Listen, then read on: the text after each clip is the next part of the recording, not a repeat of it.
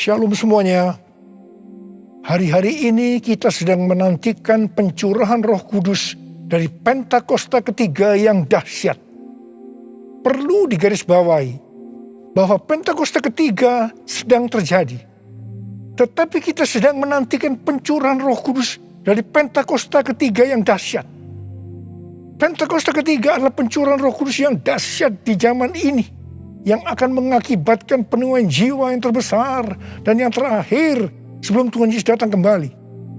Pentakosta ketiga akan membangkitkan generasi Yeremia, yaitu anak-anak muda yang dipenuhi Roh Kudus, cinta mati-matian kepada Tuhan Yesus, tidak kompromi terhadap dosa, dan akan bergerak memenangkan jiwa.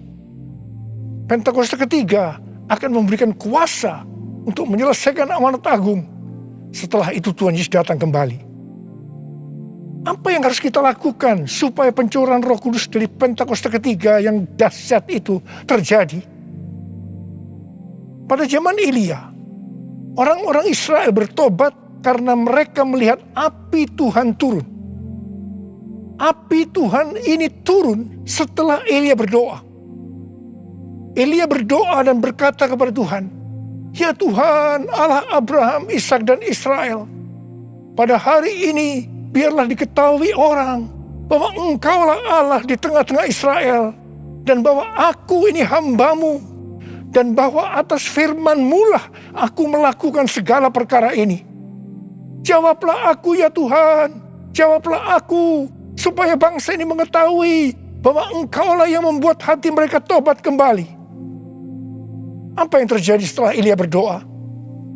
Lalu turunlah api Tuhan, membakar habis korban bakaran, kayu api, batu dan tanah itu. Bahkan air yang dalam parit habis dijilatnya. Ketika seluruh rakyat melihat kejadian itu, sujudlah mereka serta berkata, "Tuhan, dialah Allah. Tuhan, dialah Allah." Jadi, kalau kita mau melihat api Roh Kudus dari Pentakosta ketiga dicurahkan dengan dahsyatnya, seperti yang dilakukan Elia dengan berdoa, maka kita, gereja Tuhan, harus berdoa, memuji, dan menyembah Tuhan dalam unity siang dan malam. Hal ini juga seperti yang dilakukan oleh murid-murid Tuhan Yesus waktu menantikan pencurahan Roh Kudus di kamar loteng, yang kita sebutkan sebagai Pentakosta pertama. Kisah Para Rasul 1 ayat 14 bagian A berkata, mereka semua bertekun dengan sehati dalam doa bersama-sama. Artinya mereka berdoa, memuji dan menyembah Tuhan bersama-sama dalam unity siang dan malam. Ini adalah prinsip restorasi Pondok Daud. Ini adalah prinsip menara doa. Hal yang seperti ini juga dilakukan oleh William Seymour dan teman-temannya waktu menantikan pencurahan Roh Kudus di Azusa Street yang disebutkan sebagai Pentakosta kedua. Jadikan aku Tuhan, rumah doamu, agar semua suku bangsa datang menyembah-Mu. Jadikan aku Tuhan, rumah doamu, agar semua suku bangsa datang menyembah-Mu.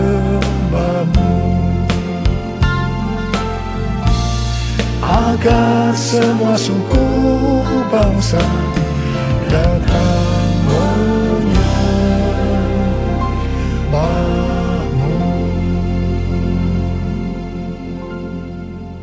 GBI Jalan Jenderal Gatot Subroto sudah berumur 33 tahun. DNA gerejanya adalah restorasi Pondok Daud yang didefinisikan sebagai prajurit-prajurit Tuhan yang gagah perkasa, yang mempunyai gaya hidup berdoa, memuji dan menyembah Tuhan dalam unity siang dan malam, dan melakukan kehendak Tuhan pada zaman ini. Jadi di sini kita melihat bahwa Tuhan mempersiapkan untuk terjadinya pencurahan Roh Kudus yang dahsyat dari Pentakosta ketiga melalui doa, pujian, dan penyembahan dalam unity siang dan malam. Ini berbicara juga tentang menara doa. Kitab Wahyu pasal 5 berbicara tentang keadaan di sorga. Ketika anak domba, yaitu Tuhan Yesus, mengambil gulungan kitab yang ditulisi sebelah dalam dan luarnya, dan dimeteraikan dengan 7 meterai dari tangan Dia yang duduk di atas tahta itu. Karena hanya Tuhan Yesus saja yang bisa membuka gulungan kitab itu dan membuka materainya.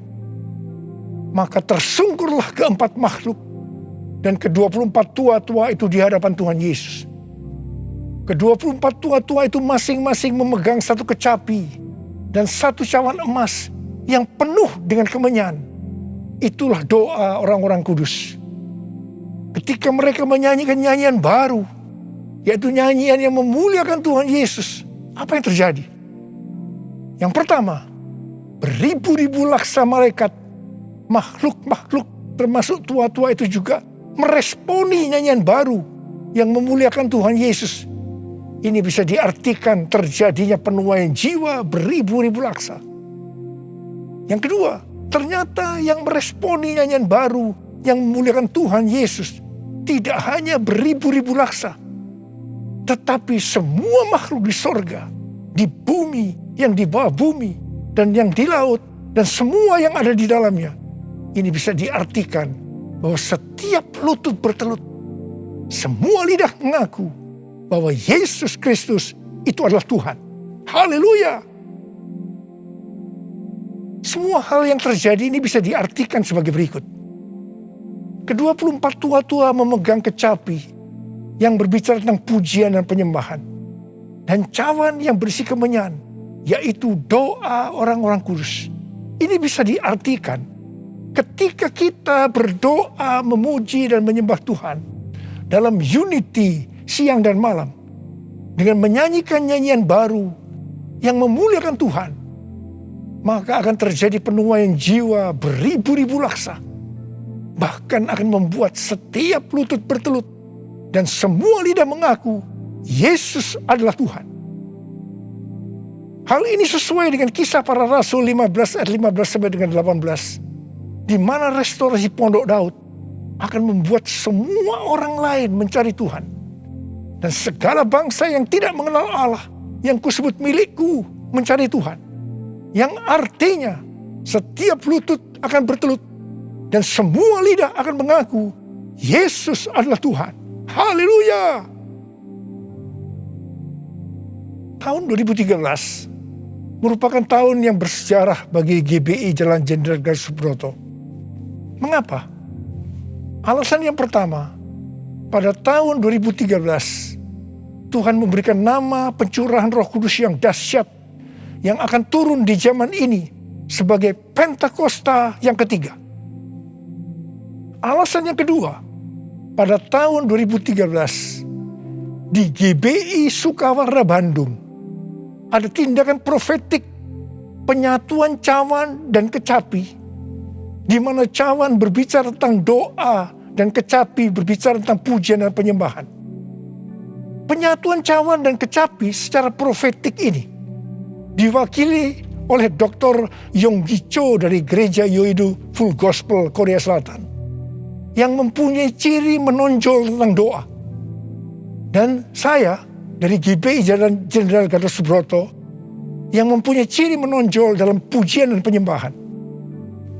Tindakan profetik penyatuan cawan dan kecapi ini sebagai tanda dimulainya penuaian jiwa yang terbesar dan yang terakhir dengan adanya Pentakosta ketiga sebelum Tuhan Yesus datang kembali.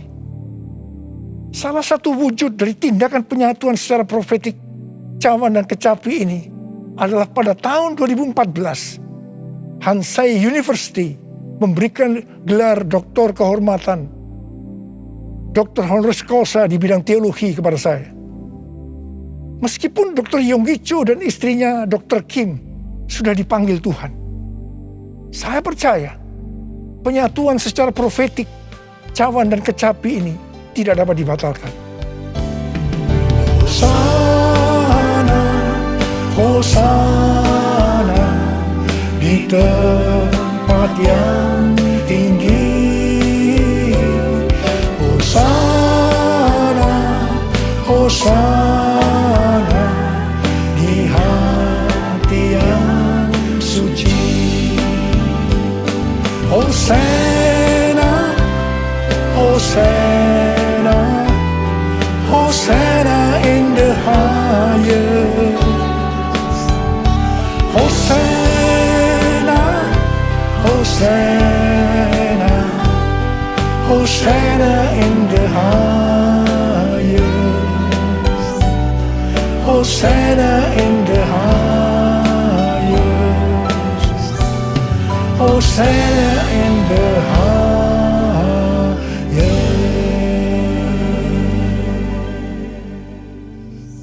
Bukan kebetulan saat ini sedang dipersiapkan The Third Pentecost Azusa Street Prayer Tower atau menara doa Pentakosta ketiga di Azusa Street atau disebut juga APT untuk penuaian jiwa secara global.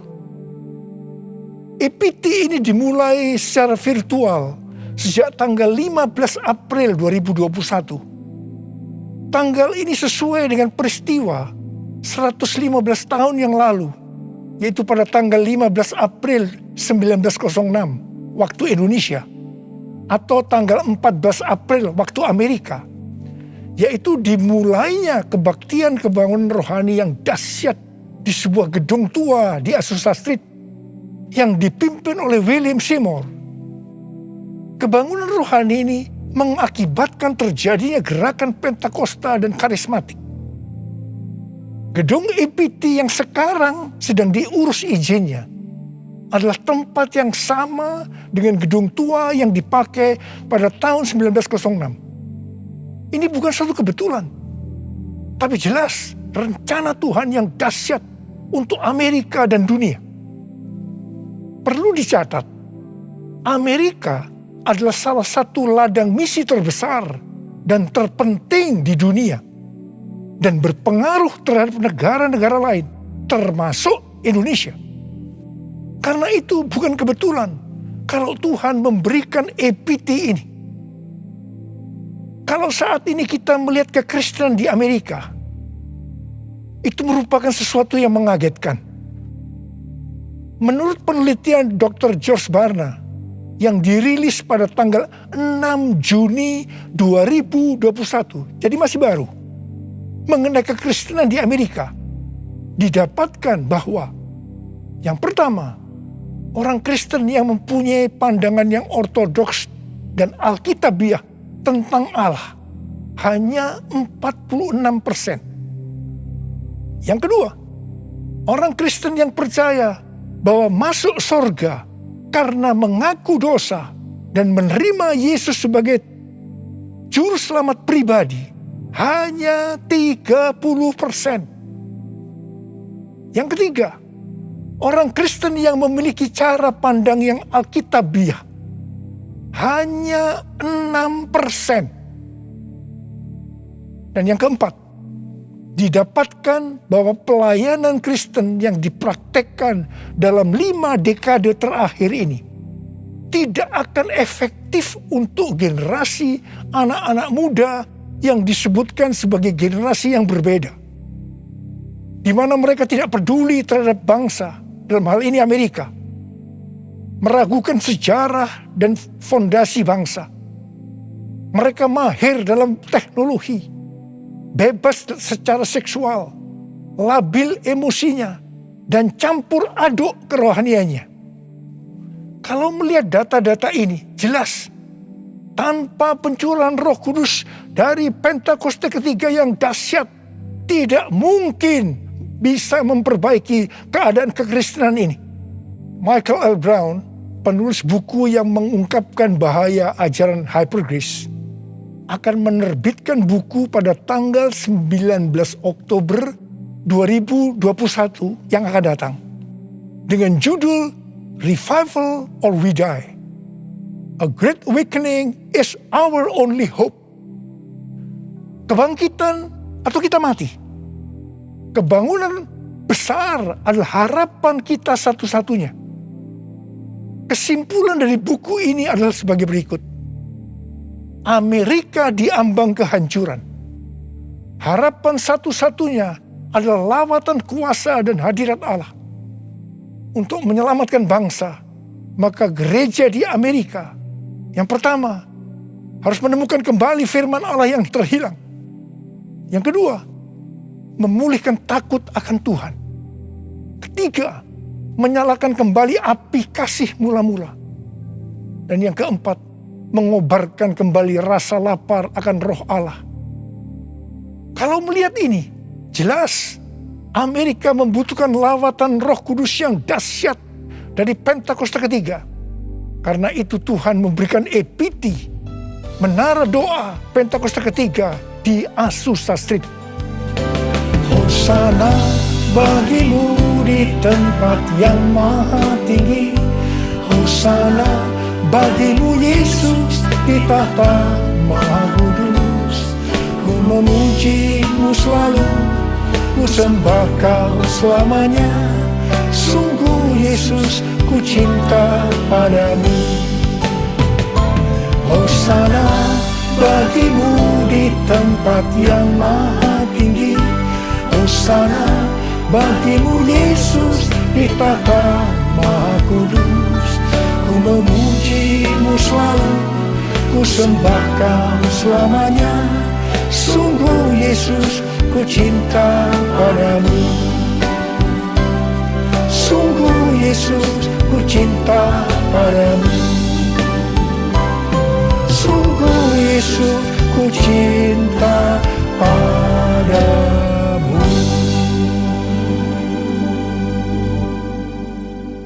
Kalau pada zaman Elia, orang-orang Israel bertobat karena melihat api Tuhan turun dengan doa Elia, maka pada hari-hari ini kita akan melihat penuaian jiwa yang terbesar dan yang terakhir, bangkitnya generasi Yeremia dan menyelesaikan amanat agung karena pencurahan Roh Kudus yang dahsyat dari Pentakosta ketiga. Karena doa-doa yang dinaikkan oleh gerejanya. Sebelum berdoa, ada 3 hal yang dilakukan oleh Elia yang juga harus dilakukan oleh gerejanya. Yaitu yang pertama, Elia membuat mezbah dengan menyusun 12 batu yang melambangkan 12 suku Israel. Ini berbicara tentang unity. Dalam Yohanes 17 kita melihat doa Tuhan Yesus kepada Bapa. Tuhan Yesus berkata, Bapa, aku telah memberikan mereka kemuliaan yang kau berikan kepadaku, supaya mereka menjadi satu. Sama seperti kita adalah satu. Kalau mereka sudah sempurna menjadi satu, maka dunia akan tahu. Dunia akan percaya bahwa engkaulah yang mengutus aku. Dan bahwa engkau mengasihi mereka sama seperti engkau mengasihi aku. Ini berbicara tentang unity yang menjadi kunci utama dari penuaian jiwa. Karena itu gereja harus unity. Gereja harus bersatu. Gereja jangan menjelekkan satu dengan yang lain. Gereja jangan saling menyalahkan. Gereja harus bersatu dalam doa, pujian, dan penyembahan. Dalam unity siang dan malam. Untuk mendoakan pencurahan Roh Kudus yang dahsyat dari Pentakosta ketiga. Hal kedua yang dilakukan oleh Elia setelah mezbah dibuat, yaitu Elia meletakkan potongan-potongan lembu di atas kayu api yang ditaruh di atas mezbah sebagai korban bakaran. Hal ini bisa diartikan bahwa kita harus mempersembahkan korban kepada Tuhan. Sesuai dengan Roma 12 ayat 1 yang berkata, persembahkanlah tubuhmu sebagai korban persembahan yang hidup, yang kudus, dan yang berkenan kepada Allah. Itu adalah ibadahmu yang sejati. Kita yang dimeteraikan oleh Roh Kudus, karena kita bertobat dan percaya kepada Tuhan Yesus sebagai Tuhan dan Juru Selamat pribadi, adalah milik Tuhan Yesus. Kita hidup untuk Tuhan dan mati untuk Tuhan Yesus. Jadi baik hidup maupun mati, kita adalah milik Tuhan. Bukan milik kita sendiri. Efesus 1 ayat 4 berkata, sebab di dalam Dia, Allah telah memilih kita sebelum dunia dijadikan, supaya kita kudus dan tak bercacat di hadapannya. Karena itu, kita harus mempersembahkan tubuh kita sebagai korban yang hidup dan yang kudus di hadapan Tuhan. Itu artinya kita perlu mematikan perbuatan daging dan hidup dipimpin oleh Roh Kudus, supaya kita bisa hidup kudus dan berkenan kepada Tuhan. Untuk mematikan perbuatan daging, perlu baptisan api. Hal yang ketiga yang dilakukan oleh Elia adalah Elia menyuruh mengisi 4 buyung dengan air sampai penuh. Kemudian disiramkan ke atas korban bakaran tadi. Ini dilakukan sebanyak 3 kali. Jadi berarti ada 12 buyung air yang disiramkan sampai parit di sekeliling mezbah menjadi penuh dengan air. Air pada waktu itu merupakan barang yang sangat mahal harganya. Karena pada waktu itu dalam masa kekeringan yang sudah berjalan 3,5 tahun. Jadi Elia mempersembahkan sesuatu yang mahal harganya bagi Tuhan. Kepada Abraham, Tuhan menyuruh mempersembahkan Ishak sebagai korban bakaran. Ishak adalah sesuatu yang sangat mahal harganya bagi Abraham. Ishak adalah anak tunggal yang diberikan oleh Tuhan pada masa tuanya, sehingga hati Abraham sangat lekat kepada Ishak. Tetapi Abraham taat kepada perintah Tuhan, sehingga Tuhan memberkati dia berlimpah-limpah. Demikian juga dengan kita. Kita pun diminta untuk mempersembahkan sesuatu yang sangat mahal harganya bagi Tuhan. Saya tidak tahu apa yang merupakan sesuatu yang mahal harganya bagi saudara. Mungkin uang, sesuatu yang mahal harganya. Tetapi kalau Tuhan mau itu diserahkan kepadanya, kita harus lakukan. Ingat, uang bukan milik kita. Kita hanya pengelola. Mungkin harga diri adalah sesuatu yang mahal harganya, sehingga gengsinya tinggi sekali, penuh kesombongan, sulit untuk unity. Ingat, Tuhan menentang orang-orang congkak, tetapi mengasihani orang yang rendah hati. Persembahkanlah itu kepada Tuhan. Minta agar Tuhan mengubah kita. Mungkin keterikatan terhadap pornografi, minuman keras, rokok, obat-obatan terlarang merupakan sesuatu yang mahal harganya, sehingga sulit untuk melepaskannya. Serahkanlah semua itu kepada Tuhan. Minta supaya dibebaskan. Mungkin masalah pengampunan merupakan sesuatu yang mahal harganya, sehingga sulit untuk mengampuni. Serahkanlah semuanya kepada Tuhan. Minta supaya Tuhan mengubah hati kita untuk bisa mengampuni orang yang bersalah kepada kita. Setelah Elia melakukan 3 hal itu, maka Elia berdoa, dan doa Elia dijawab Tuhan.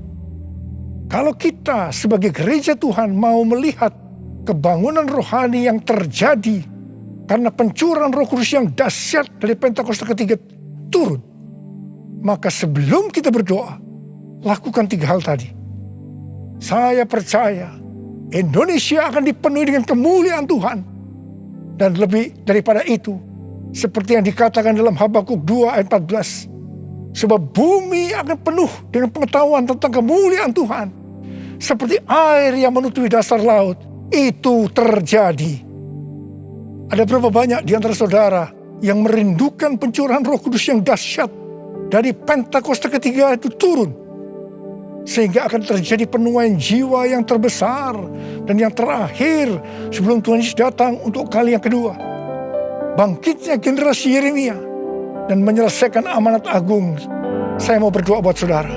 Mari angkat tangan saudara. Kita nyanyikan bersama-sama. Curahkanlah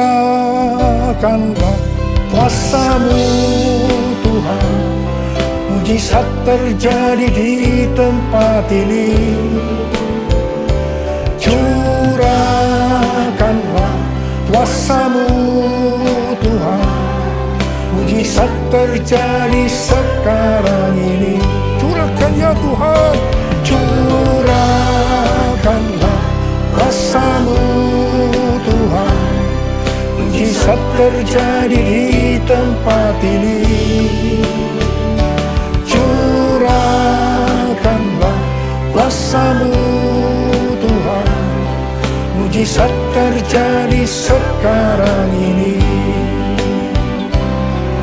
Mujizat terjadi sekarang ini.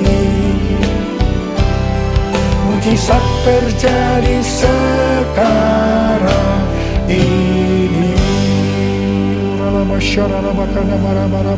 Mari kita berbahasa roh.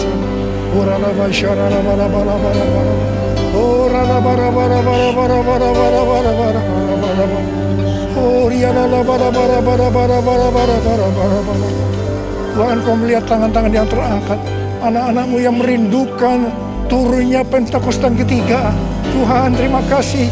Jadikan kami sebagai alat-Mu untuk menyelesaikan amanat agung Tuhan Yesus. Urapi kami semua ya Tuhan. Urapi kami semua Tuhan. Pengurapan Tuhan turun ke atas kita semua. Terima. Curahkanlah kuasa-Mu Tuhan. Mujizat terjadi di tempat ini. Curahkanlah kuasa-Mu Tuhan. Mujizat terjadi sekarang ini. Mujizat terjadi sekarang ini. Mujizat terjadi sekarang ini. Mujizat terjadi sekarang